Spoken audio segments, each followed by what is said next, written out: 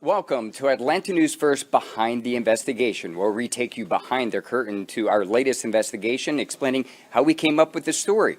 Tonight's investigation is a collaboration with Atlanta News First and Investigate TV, and joining me now is my colleague, investigative reporter Rachel Polansky.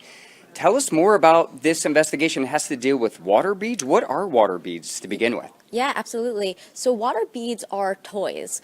People have probably seen them, and we'll show you them in just a moment. They're these colorful balls, and they can be used for sensory play. People also use them for gardening. And how they work is when they're exposed to water, they can grow up to 100 times the size. So why are we talking about this today? Well, some small children have been getting their hands on these water beads and ingesting them. And just like in water that they can grow up to 100 times their size, that can happen inside their bodies. And there can be some serious consequences, from injuries to even deaths that have been reported. Let's take a watch. 7 years ago, the word non-toxic was part of a selling point for Ashley Haugen and her husband to agree to buy their older daughter water beads.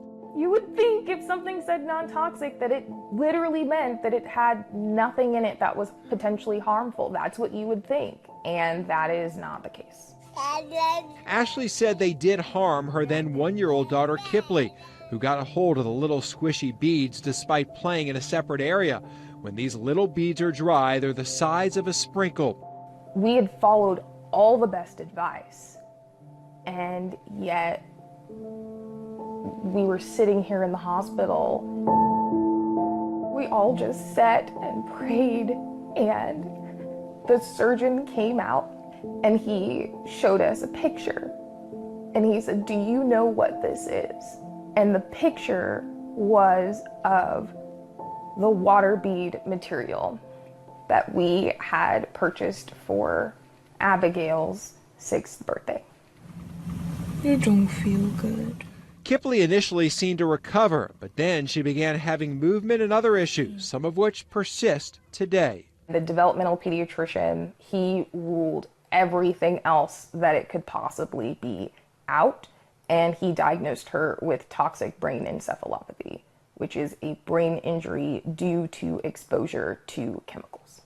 Are water beads non-toxic or toxic? I wouldn't trust any non-toxic labeling on water beads. You know, there's companies marking that on products, and there's not standards out there that say what non-toxic means. The Consumer Product Safety Commission oversees thousands of product categories in the United States, but the way laws are written, they often have to negotiate with manufacturers and can't make immediate warnings. Those can take months or years. And according to Commissioner Richard Trumpka, the word non-toxic is no guarantee, especially when it comes to water beads. CPSC's conducted testing of water beads and found concerning levels of acrylamides. It's not a label that the companies have run by us and gotten our approval on, or any other government agency. So I wouldn't take them at face value. And with no pre-approval of these labels by our regulatory agency and the inability for the government to test every single product that goes to market, non-toxic has become nonsense to parents like Ashley. All of us were thinking, okay, non-toxic, it should be fine, she should be fine. In December, Trumpka wrote to major retailers asking them to stop selling water beads. Many of them quickly made that commitment to pull products. Target, Walmart, Amazon, and others. Our team has watched listings disappear slowly online and products removed from shelves. But we found there are still plenty of listings for water beads to be used in flower vases or as decor. Some of them still brightly colored and appear to have been previously sold or used as toys. Ashley is now known as that water bead lady, a title she proudly took as a representative for other parents. Both she and Commissioner Trumpka support a bill that would ban water beads, and she says there's more to be done. If we're supposed to protect our kids, which is what most loving, caring parents want to do, then we need that information in order to keep our kids safe. Oh, your heart just breaks seeing that little baby in pain there. We want to bring in our own Atlanta News First investigator, Rachel Polansky, live at 5 from Children's Healthcare of Atlanta. And Rachel, have there been cases involving the water beads here in the metro? Yeah, Tracy, there have been cases of children ingesting these water beads here in Atlanta, and I spoke with an ER doctor right outside of Children's Healthcare of Atlanta here, and she told me if you are a parent of a young child, the best thing you can do is keep these beads out of your house. You don't need them for sensory play or for guarding or the other reasons why people might have them. There are a lot of workarounds.